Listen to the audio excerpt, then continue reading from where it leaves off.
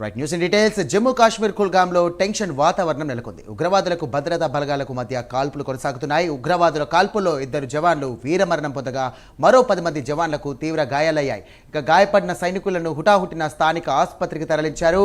మరోవైపు ఉగ్రవాదుల కోసం భద్రతా దళాలు కూంబింగ్ నిర్వహిస్తున్నాయి.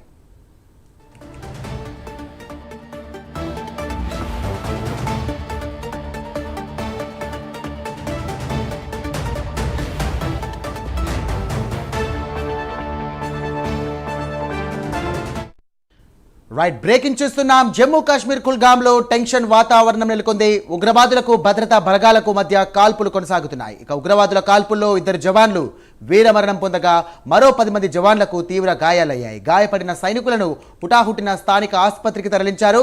మరోవైపు ఉగ్రవాదుల కోసం భద్రతా దళాలు కూంబింగ్ నిర్వహిస్తున్నాయి.